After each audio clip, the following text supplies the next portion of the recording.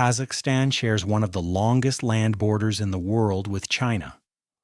Over 1,700 kilometers of mountain steppe and high-altitude wilderness. In the far southeast of the country, in the Alakol district of Almaty region, a section of this border climbs into the Jungar-Alatau mountain range, reaching elevations of around 3,000 meters above sea level. At that altitude, the air is thin, the winters are brutal, and the nearest town, Usharl, is 224 kilometers away. There are no roads in any meaningful sense, no civilian population nearby, no mobile signal for most of the year. The only people who regularly came this high were hunters, occasional herders, and Chinese nationals who crossed illegally to collect wild medicinal herbs in the warmer months. It was into this remote corner of the world that the Kazakhstan Border Service operated a small seasonal outpost. It was called Arkankergen, from the Kazakh word for a wild sheep's horn. The post was only staffed during the warm months, spring through autumn, when the mountain passes became passable and border crossings became possible. In the spring of 2012, 15 border guards were assigned to Arkankergen for the season. They were conscript soldiers, most of them 18 to 20 years old, from different regions of Kazakhstan. Some had been serving for months. Others were relatively new to the post. One of them was a 19-year-old private named Vladislav Valerievich Chelakh, from the city of Karaganda in central Kazakhstan. Vladislav Chelakh was born in Karaganda, a Soviet-era industrial city built around coal. His father worked as a railway engineer. By all accounts from people who knew him before his service, Vladislav was an ordinary young man, quiet, unremarkable in ways both good and bad. He had grown up dreaming of two things: serving as a border guard and eventually becoming a train driver. The first dream was fulfilled when he was conscripted into the border troops of Kazakhstan's Committee for National Security, the KNB, the successor agency to the KGB. He was assigned to the Usharl Border Detachment and, in spring 2012, sent up to the seasonal post at Arkankergen. His parents later said he had not complained about his service and had been planning to take leave in June. He had written letters home. He seemed, by the standards of his family's understanding, to be doing fine. The post at Arkankergen was staffed by 15 men. Their routine consisted of patrols along the borderline, radio check-ins with the command post at the lower station, and the slow, uneventful rhythm of remote military life.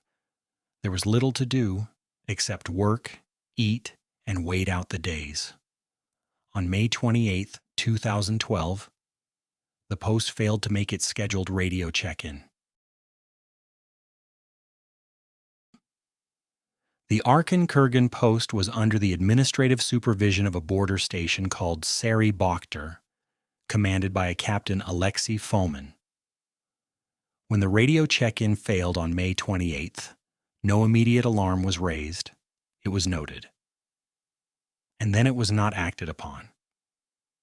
This delay would later become the subject of its own separate criminal proceedings. The post failed to make contact again on May 29th. And on May 30th, for 3 consecutive days, 15 men stationed on an isolated mountain border post made no contact with anyone. 3 days passed before anyone went to find out why. When a team finally reached Arkankergen on the morning of June 1st, they found the outpost had been destroyed by fire. The main building and associated structures had burned to the ground. Among the ruins, investigators began finding human remains. 14 sets of remains were eventually identified. All men, all border guards, all showing evidence of gunshot wounds. A 15th person had also been killed. A gamekeeper named Ruslan Alexandrov, employed at a private hunting reserve adjacent to the border post.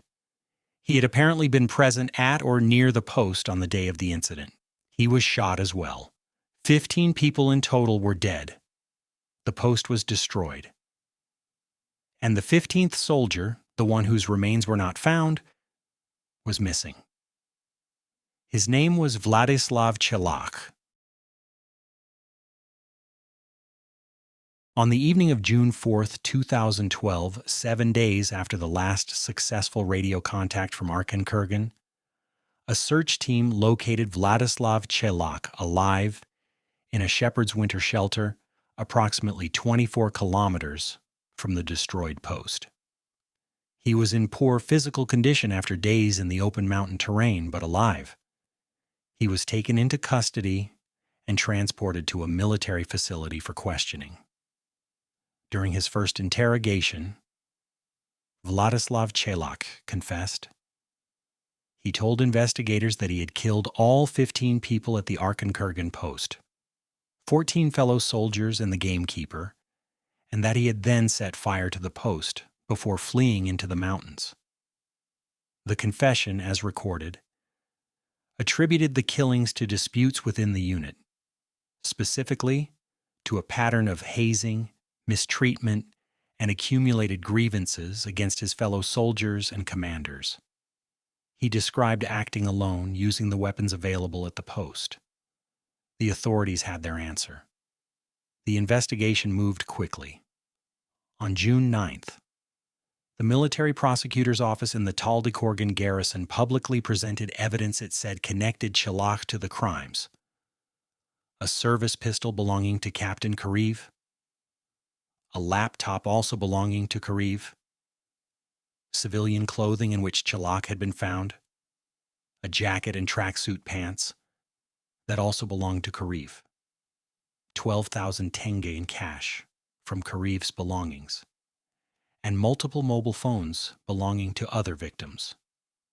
Kazakhstan had never before seen a crime on this scale committed by a serving soldier. The country was in shock.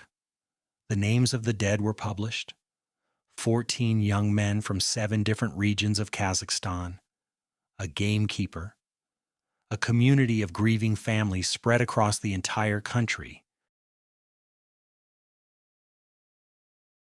Within days, Vladislav Chelakh retracted his confession entirely. He told his lawyer and then the court that the confession had been obtained through coercion. He said investigators had threatened him with sexual violence if he did not confess, and had used deception and psychological pressure to extract a statement that did not reflect what had actually happened. He later alleged the use of psychotropic substances during his detention. In place of his original account, Chelakh offered a different version, that the post had been attacked by unknown armed individuals. He said he had survived by hiding, that he had been terrified and disoriented in the aftermath, and that he had fled into the mountains in a state of shock. He denied killing anyone. This reversal set the tone for everything that followed. The prosecution maintained that the original confession was genuine and that the retraction was a strategic move made after legal advice. The defense maintained that the confession was coerced and legally worthless. The question of what actually happened at Arkankergen on or around May 28, 2012 became and remains one of the most contested issues in modern Kazakhstani legal history. As investigators combed through the evidence, several details attracted significant attention from journalists, legal observers, and human rights organizations. The first concerned the communications failure. 3 days passed between the post's last radio contact and the first response from the chain of command. Captain Foman, the commanding officer of the Sari Bakhtar station to which Arkankergen reported, was eventually charged separately for failing to report and respond to the communication breakdown. He was tried in a separate proceeding and convicted of dereliction of duty and related offenses. This parallel case raised an obvious question. If the command structure had failed so comprehensively that 15 men could be dead for 3 days before anyone came looking, What else had been dysfunctional about the oversight of this remote post? The second concerned the physical evidence. Investigators acknowledged that the remains of two soldiers, Denis Ray and Meir Khan Imanov, were never fully recovered and could not be formally identified. They were listed as missing. The explanation offered was that the fire had destroyed any identifiable remains. Critics of the investigation questioned whether a thorough forensic accounting of the scene had been conducted, given the remoteness of the location and the delay in reaching it. The third concerned the ammunition. Multiple reports noted that spent shell casings of foreign manufacture were found at the scene. The forensic explanation given in court was that these had been in the ground for some time and were not related to the incident. Defense observers found this explanation unconvincing and argued it pointed toward an external attack rather than an internal one. The fourth concerned the post's chain of command. Court proceedings revealed that Arkankergen did not actually report to the Sari Bakhtar station under Captain Fomin in any meaningful operational sense. Its orders came from a different command entity entirely. This jurisdictional ambiguity, critics said, had contributed to the response failure and was never adequately addressed in the proceedings against Chelakh. The fifth, and perhaps most significant in terms of public impact, Neronich, concerned the motive offered by the prosecution.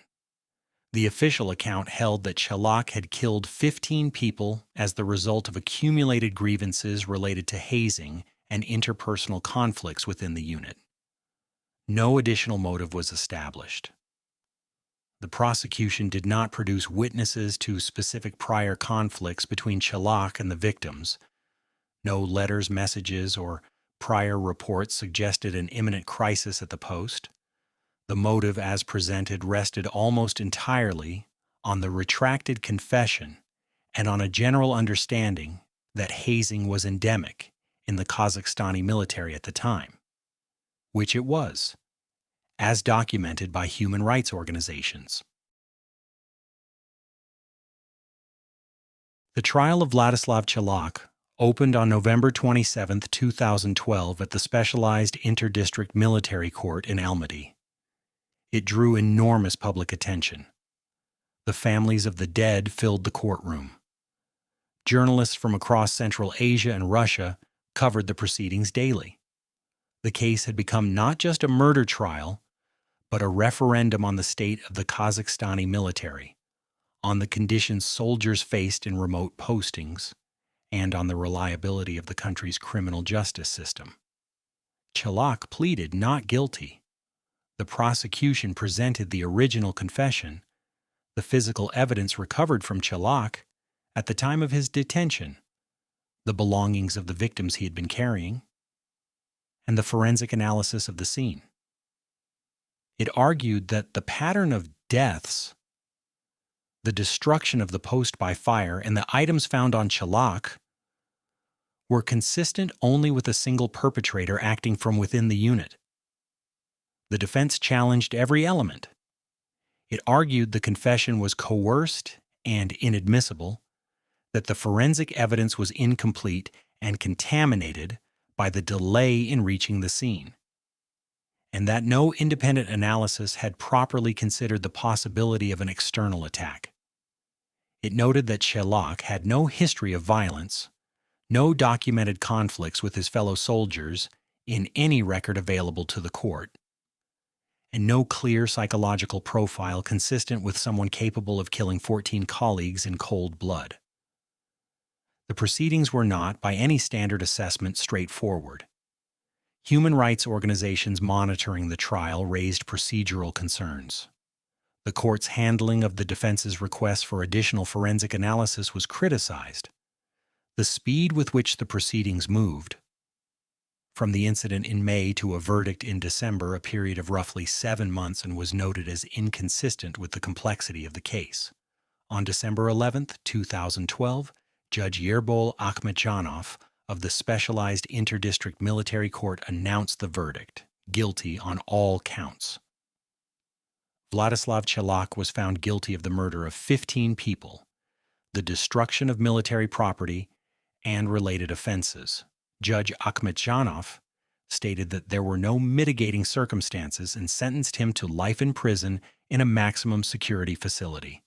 The court also ordered Chelakh to pay approximately $52,000 in damages to the military and separate civil compensation to the families of 5 of the victims. Chelakh showed no visible emotion as the verdict was read.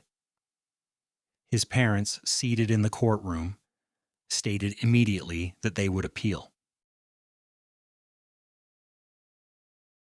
What followed was one of the longest and most persistent legal struggles in Kazakhstani history. The appellate, cassation, and supervisory chambers of the Military Court of Kazakhstan all upheld the conviction in succession throughout 2013. Chelakh's lawyer, Serhiy Sarsenov, a veteran defense attorney who became personally convinced of his client's innocence, filed petitions at every level of the domestic system and was refused at each one. The Presidential Pardons Commission declined to intervene in 2013. In 2015, Sarsenov took the case to the United Nations Human Rights Committee, the international body established under the International Covenant on Civil and Political Rights, to examine complaints about violations of that covenant. The complaint, running to approximately 90 pages, documented what Sarsenov described as fundamental violations of Chelakh's right to a fair trial. The admission of a coerced confession, the failure to investigate the defense's alternative theory, procedural irregularities throughout the proceedings, and the overall conduct of a trial that he said had been predetermined. The UN Human Rights Committee accepted the case for consideration, registered it under number 2645/2015, and began communications with the government of Kazakhstan. In November 2017, the committee issued its findings. Kazakhstan had violated Vladislav Chelakh's right to a fair and impartial trial. This was a significant international finding. The UN Human Rights Committee does not have enforcement power, but its decisions carry substantial moral and reputational weight. And under the optional protocol through which Kazakhstan had accepted the committee's jurisdiction, the country was obligated to consider remedial action. In January 2019, the Supreme Court of Kazakhstan convened to consider whether to reopen the case in light of the UN committee's ruling. Sarsenov had died in March 2018. Before the hearing he had spent years working toward. His work was carried forward by new counsel. On January 22, 2019, the Criminal Division of the Supreme Court of Kazakhstan upheld the conviction without change. The prosecution told the court the original verdict was lawful and justified. The court agreed. The UN committee's findings were effectively disregarded. Chelakh remained in the maximum security prison for life-sentenced inmates in Zhytomyr, Kostanay Oblast, a facility informally known as the Black Eagle, where he has been held since March 2013. In December 2022, on the 10th anniversary of the verdict, Vladislav Chelakh wrote a letter to President Kassym-Jomart Tokayev. His family transmitted it electronically and confirmed it had been received. The letter was obtained and published by Radio Azadik, the Kazakhstani service of Radio Free Europe. In it, Chelakh wrote, "Dear President, after so many years have passed, I am still ready to shed light on the full picture of what happened in that tragedy. All those responsible must face punishment. I want and am ready to tell everything as it was. I am ready to give full testimony to investigators who will be unbiased and impartial. The true picture of the tragedy that occurred has still not been revealed." He maintained the version he had offered since his retraction in 2012, that the post had been attacked by unknown armed individuals, and that he was the only surviving witness to what had actually happened.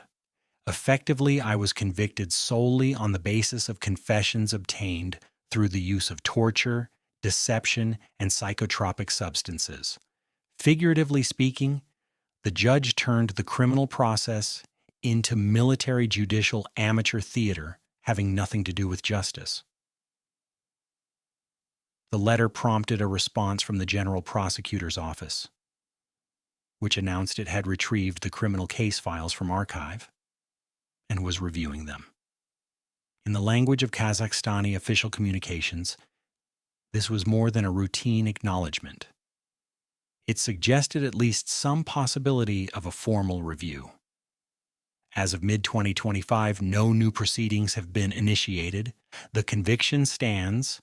A deputy minister of the Interior confirmed in 2025 that Chelakh is serving his sentence in the prison for those convicted to life terms, complying with all legal requirements. His family says he is studying foreign languages, legal studies, and engaging in spiritual practice. Under Kazakhstan's law, he is not eligible to apply for parole until he has served 25 years in the maximum security facility. That date would fall in 2038. There are two versions of what happened at Arkankergen on or around May 28, 2012. They cannot both be true. One of them is a description of a crime. The other is a description of an injustice. The question of which is which has not been conclusively resolved to the satisfaction of international observers, human rights organizations, or a significant portion of the Kazakhstani public, even if it has been conclusively resolved in the view of every Kazakhstani court to have considered it. The version accepted by the courts is this: a 19-year-old conscript soldier, driven by accumulated anger over hazing and mistreatment at a remote posting, killed 14 of his colleagues, and a civilian gamekeeper set fire to the post and fled into the mountains. He was found 7 days later, confessed immediately, and then retracted that confession under legal advice. His confession was genuine. His retraction was strategic. The physical evidence supported the conclusion that he acted alone. The version maintained by Chelakh, his family, and his legal representatives is this: the post was attacked by unknown armed individuals. Chelakh survived by hiding. The original confession was extracted through coercion, through threats, psychological pressure, and the use of substances, and has no evidentiary value. The investigation failed to properly consider alternative explanations, including the foreign manufactured ammunition at the scene, the ambiguous chain of command, and the total absence of any documented prior conflict between Chelakh and his fellow soldiers. The trial was conducted under political pressure to produce a conviction quickly and was not a genuine search for truth. Hovering between these two versions is a fact that neither side can argue away. Whatever happened at Arkankergen, 15 people died. 14 young men from 7 regions of Kazakhstan, whose families buried them across the country in June 2012, and a gamekeeper who happened to be nearby on the wrong day. Their names were Kariv, Abdulin, Saitnur, Sarsanbayev, Kim, Sarinov, Amirgaziev, Sisanov, Ray, Imanov, and others. Soldiers mostly between 18 and 21 years old, at the beginning of their mandatory service sent to an isolated mountain post 3,000 meters above sea level where they would be cut off from the world for months at a time. Whatever the truth of how they died, they were real people, and their families are still waiting for an account of what happened that they can fully believe. The Arkankergen case opened a public conversation in Kazakhstan that the authorities had not anticipated and could not entirely control. It revealed that the practice of hazing, dedovshchina, the brutal hierarchy within Soviet and post-Soviet military units where older or more senior soldiers subjected younger ones to systematic mistreatment, remained endemic in the Kazakhstan border troops more than 20 years after independence. This was not news to soldiers or their families. It became news to the general public because the prosecution's own theory of the crime required acknowledging it as a real and serious problem. the prosecution could not maintain that hazing had driven Chelakh to murder without also acknowledging that hazing was happening. The Ministry of Defense subsequently announced reforms to conscript conditions and oversight at remote postings. Whether those reforms were implemented and whether they were sustained is not documented in any public source reviewed for this account. The case also revealed that the oversight structure for remote border posts was sufficiently broken that 15 men could be dead for 3 full days before anyone sent help. Captain Fomin's separate conviction established that this failure occurred at the immediate supervisory level. Whether the failure extended further up the chain of command was not publicly examined, and the case revealed, or at least raised, a question about whether Kazakhstan's military justice system was capable of conducting an independent investigation into a crime involving the military's own personnel in an environment of intense public pressure, with a confession already in hand from the one living person at the scene. That question remains open. Vladislav Chelakh is 32 years old. He has been in the Black Eagle maximum security prison in Jitikara since he was 20.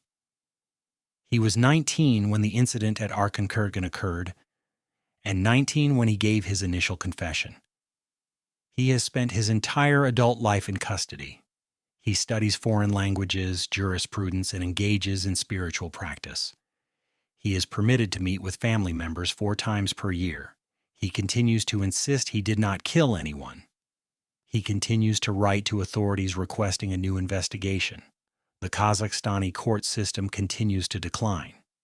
The UN Human Rights Committee found that Kazakhstan violated his right to a fair trial. Kazakhstan's Supreme Court reviewed its own verdict in light of that finding and upheld it anyway. 15 people are dead. 1 person is in prison. Whether those 2 facts represent justice or its absence is a question that Kazakhstan has officially answered and that a significant portion of observers, domestic and international, continue to dispute. The mountains on the Arkankergen border do not change. The post that burned in May 2012 is gone. The men who were stationed there are gone. Whatever happened among them in those final hours before the radio went silent, whoever made the decisions that resulted in 15 deaths, that knowledge is either locked inside a 32-year-old man sitting in a prison cell in Kostanay Oblast, or it left with the people who carried it into the fire.